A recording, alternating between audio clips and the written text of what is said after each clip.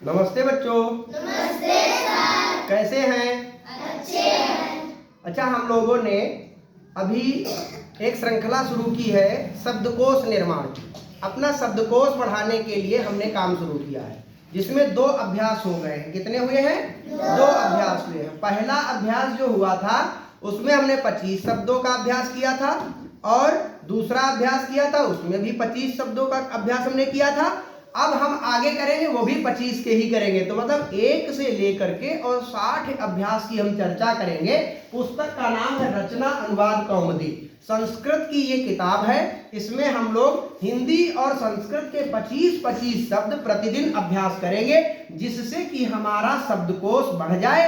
और जब शब्दकोश बढ़ेगा तो क्या होगा? हमारा दिमाग एकदम प्रखर हो जाएगा, हमारा दिमाग एकदम तेज चलेगा। जब हमारे पास शब्दकोश होगा, जैसे गुल्लक में तुम पैसा डालते हो तो धीरे धीरे करके तुम्हारे पास पैसे इकट्ठा हो जाते हैं। जब पैसा इकट्ठा हो जाता है तो तुमको अच्छा लगता है कि कुछ भी ले सकते हैं, हमारे पास तो पैसा है। उसी तरीके से तुम कुछ भी बोल सकते हो, कुछ भी वाक्य निर्माण कर सकते हो, जब तुम्हारे पास शब्दों की एक अच्छी खासी श्रृंखला होगी। तो हम उसी श्रृंखला को बढ़ाने के लिए, दिमाग को प्रखर करने के लिए क्या प्रयास कर रहे हैं? शब्दकोश निर्माण के लिए हम बात कर रहे हैं। पहले अभ्यास में हमने जो चर्चा की थी वो किसकी की थी? चर्चा अन्य पुरुष की थी। किसकी चर्चा की थी? अन्य पुरुष। वह, वे दोनों, वे सब। अब हमने दूसरे अभ्यास में चर्चा की थी मध्यम पुरुष की। मध्यम पुरुष में क्या होगा?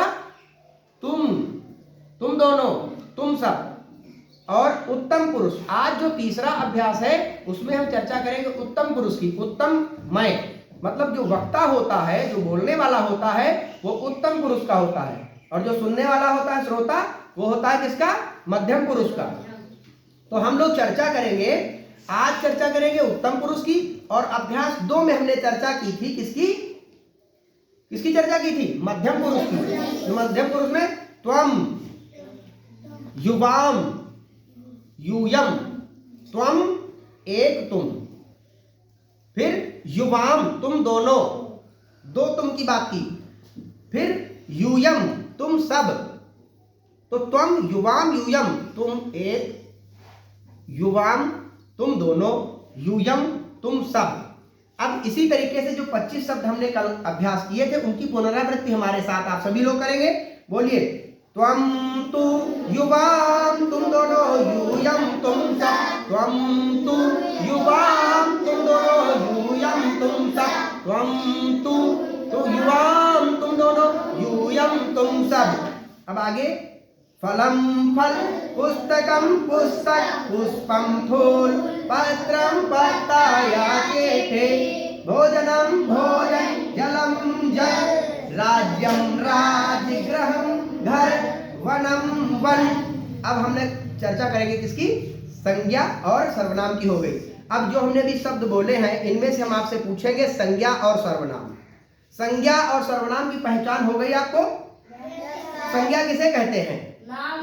किसी के भी नाम को। इस संसार में जितनी भी चीजें तुमको दिखाई देती हैं उन सारी चीजों को तुम जिस नाम से जानते हो वे क्या हैं? वे सभी क्या हैं? संज्ञाएं हैं। अब संज्ञा को जानने के लिए हमें सबसे पहले क्या जानना होगा? क्या जानना होगा? जब हमारे पास शब्दकोश होगा तभी तो हम जान पाएंगे। तो शब्दकोश बढ़ाने के लिए हम प्रयास कर रहे हैं। तो संज्ञा में आपको कुछ हम शब्द बोल रहे हैं, आप बताएंगे संज्ञा के हैं कि सर्वनाम के हैं। बताइए। वनम, वन क्या है? संज्ञा है कि सर्वनाम? संज्ञा है। गृह, घर, तो बताओ गृह क्या है? संज्ञा की सर्वनाम है? अच्छा, त्वम, त्वम तू, अब तू क्या है? सर्वनाम, तो संज्ञा के बदले प्रयोग किया जा रहा है। ठीक है। युवाम क्या है? तुम दोनों, तुम दोनों सर्वनाम है कि संज्ञा है? सर्वनाम। ठीक है, तो संज्ञा सर्वनाम का कॉन्सेप्ट क्लियर है। अभी हम बात करेंगे गा। गा पॉइंट में हम लोगों ने चर्चा की है धातु और क्रिया शब्दों की। किसकी चर्चा की है? धातु और क्रिया शब्दों की। तो धातु और क्रिया कौन कौन सी हमने देखी थी? रच रक्षा करना, वध बोलना, पच पकाना, पत गिरना, नम नमस्कार करना। एक बार और बोलो। रच रक्षा करना, वध बोलना, पच पकाना, पत गिरना, नम नमस्कार करना। रच रक्षा करना, वध बोलना, पचना, पच पकाना, नमस्कार करना। अब हमको ये बताओ, रच्छ क्या है? धातु है कि क्रिया है? धातु है। धातु किसे कहते हैं? क्रिया का मूल रूप ही धातु कहलाता है। ठीक। अच्छा बताओ, रक्षा करना क्या है? क्रिया है। चलना क्या है? आना क्या है? जाना क्या है? खाना क्या है? उठना क्या है? बैठना क्या है? चलना क्या है? सोना क्या है? जागना क्या है? तो ये सारी क्रियाएं हैं और इन्हीं का जो मूल रूप है वही तो है धातु। तो अब क्रिया और धातु भी समझ गए। अब आगे हम समझेंगे, ये है अव्यय या क्रिया विशेषण। अव्यय क्या होता है? आ माने नहीं, अव्यय माने परिवर्तन। परिवर्तन मतलब होता है बदलाव। बदलाव न हो, आ माने नहीं, बदलाव नहीं, जिसमें कोई बदलाव नहीं होता है कैसे भी, वे क्या कहलाते हैं? अव्यय। अव्यय या अविकारी। तो अव्यय। अब इसके बाद में क्रिया विशेषण। क्रिया विशेषण किसे कहते हैं? क्रिया जानते हो, आना जाना, खाना पीना, चलना फिरना, उठना बैठना, ये सब क्या है? क्रियाएं हैं। अब जो क्रियाओं की विशेषता बताएंगे शब्द, वे क्रिया विशेषण है। जैसे कोई क्रिया हो रही है चलना, कौन सी क्रिया हो रही है? चलना क्रिया हो रही है। अब चलना क्रिया में अब कोई कह दे धीरे या तेज मिला करके कि तुम धीरे चलते हो या तुम तेज चलते हो, तो चलना दोनों में आया। और धीरे और तेज क्या है? किसकी विशेषता बता रहा है? किसकी विशेषता बता रहा है? चलना की। चलना क्रिया है तो क्रिया की विशेषता बता रहा है, तो चलना क्रिया हो गई। ठीक है। तो अब हम लोग चर्चा करेंगे यहाँ पर गा वाले पॉइंट की। गा में है अव्यय या क्रिया विशेषण। अब देखिए यहाँ पर अभी अव्यय के शब्द आपको मिल रहे हैं। देखिए, अद्य, आज, संप्रति, अब, इदानीं, अब, अधुना, अब, यदा, जब, तदा, तब, कदा, कब, अद्य, आज, अद्य, आज, संप्रति, इदानीं बोलो चाहे संप्रति एक ही बात। अद्य, इदानीं, संप्रति, अधुना। तो कौन कौन से? संप्रति, इदानीं, अधुना मतलब अब। तो अद्य, आज, संप्रति, अब, इदानीं, अब, अधुना, अब, यदा, जब, तदा, तब, कदा, कब। ये हो गए पुनरावृत्ति। आज हम लोग चर्चा करेंगे अभ्यास 3 की। अब अभ्यास 3 को ध्यान से देखेंगे। हमने 50 शब्द पहले कर लिए, पहले अभ्यास और दूसरे अभ्यास को मिला करके। आज हम फिर 25 नए शब्दों का अभ्यास करेंगे और जब इनको जोड़ देंगे तो 75 शब्द हो जाएंगे। और ये अभ्यास है 3 और पुस्तक का नाम है रचना अनुवाद कौमुदी। डॉक्टर कपिल देव द्विवेदी जी के द्वारा रची हुई किताब, उनके द्वारा लिखी हुई किताब यह है रचना अनुवाद कौमुदी। इसमें 60 अभ्यास हैं। इन 60 अभ्यास के 25-25 शब्दों की हम यहाँ पर चर्चा प्रतिदिन करेंगे और आप लोगों को वो 25 शब्द लगातार अभ्यास करना है और आपको पता भी नहीं चलेगा कि आपका शब्दकोश कब बढ़ गया। तो अब देखेंगे हम यहाँ पर सबसे पहले का पॉइंट है। ठीक है, अभी आ रहे हैं। अब का पॉइंट है संज्ञा या सर्वनाम। संज्ञा या सर्वनाम। संज्ञा या सर्वनाम में अब कौन कौन से शब्द आएंगे? देखिए, हमने पहले चर्चा की अन्य पुरुष की, वह। फिर दूसरे अभ्यास में चर्चा की किसकी? मध्यम पुरुष की, तुम। आज होगी चर्चा उत्तम पुरुष की। उत्तम पुरुष होता है मैं हमेशा। मैं कौन? उत्तम पुरुष का मैं मतलब वक्ता, जो बोलने वाला है। अगर उधर वाले बोलेंगे तो वो हो जाएंगे उत्तम पुरुष, ये हो जाएंगे सुनने वाले। और अगर ये सुनने वाले हैं तो ये है मध्यम पुरुष और वो है उत्तम पुरुष। और अगर ये बोलने वाले हैं तो ये उत्तम पुरुष और सामने वाले मध्यम पुरुष। तो हम लोग चर्चा करेंगे अहम, मैं, आवाम, हम दोनों, वयम, हम सब। अहम, मैं, आवाम, हम दोनों, वयम, हम सब। सभी लोग बोलेंगे अहम, मैं, आवाम, हम दोनों, वयम, हम सब। अब ये क्या है? अहम, आवाम, वयम क्या है? संज्ञा है कि सर्वनाम है? सर्वनाम है। सर्वनाम मतलब होता है संज्ञा के बदले जिन शब्दों का प्रयोग किया जाता है, सर्वनाम है। ठीक है, तो इतनी बात समझ में आ गई। अब है अहम, मैं, आवाम, हम दोनों, वयम, हम सब। बोलिए अहम, मैं, आवाम, हम दोनों, वयम, हम सब। अब आगे रमा, लक्ष्मी, बाला, लड़की, कन्या, लड़की, लता, लता, कथा,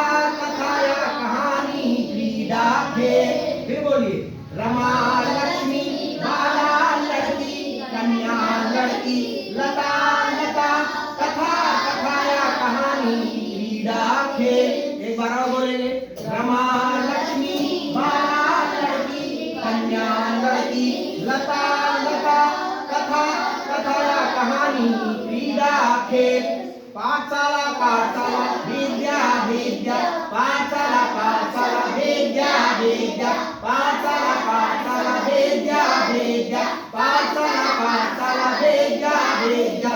अच्छा, एक बात और समझनी है, कल हम लोगों ने जिन शब्दों की चर्चा की थी उनके सब में अंत में क्या आ रहा था? सब में जो शब्द थे हमारे, ये वाले जो शब्द थे, इनमें सब में क्या आ रहा था? जैसे आज है, बड़े आ की मात्रा लगी, देखो सब में बड़ा आ बड़ी ई की मात्रा है, तो ये हो गए स्त्रीलिंग के। और कल जो चर्चा हो रही थी, कल वाले शब्द जो थे उनके अंत में म लग रहा था, और जो अभ्यास 1 में थे उनमें विसर्ग लग रहा था। तो विसर्ग जिनमें लगा होगा वे पुल्लिंग के होंगे। पुल्लिंग का मतलब हुआ ऐसे शब्द जो पुरुष जाति का बोध कराते हैं वे पुल्लिंग कहलाते हैं। और पुल्लिंग में जैसे रामः, ये हो गया पुल्लिंग का शब्द। ये कैसा शब्द हो गया? पुल्लिंग का हो गया। ये पुरुष जाति का बोध करा। रामः क्या है? कोई पुल्लिंग है, कोई पुरुष है, ठीक है। तो पुल्लिंग का बोध कराने वाले शब्दों में विसर्ग लगेगा, यह पहचान है, समझ लीजिएगा। आगे हमने अभ्यास 2 में चर्चा की थी फलम। किसकी चर्चा की थी? फलम, गृहम इत्यादि की चर्चा की थी। तो ये मां लगा आखिरी में, तो ये हो गए नपुंसक लिंग। ये कैसे हो गए? नपुंसक लिंग के शब्द हो गए।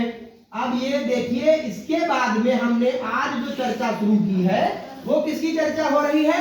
आज चर्चा सब में देखो, बड़े आ की मात्रा है पाठशाला, विद्या, बड़े आ की मात्रा है कथा, लता, फिर लक्ष्मी, बड़ी की मात्रा वो यहाँ पर रमा, बाला, फिर कन्या। आप देखिए, बड़े आ की मात्रा हो या बड़ी ई की मात्रा हो तो ये हो गए आकारांत। आकारांत शब्द कैसे होते हैं? आकारांत शब्द जो होते हैं वो स्त्रीलिंग का बोध कराते हैं, मतलब स्त्री जाति का बोध कराते हैं। तो यहाँ पर देखिए, जैसे दिया है रमा, रमा में अंत में बड़े की मात्रा है, तो जहां बड़े की मात्रा होगी वे सारे शब्द स्त्रीलिंग के होंगे। तो आपको ये विशेष रूप से ध्यान रखना है।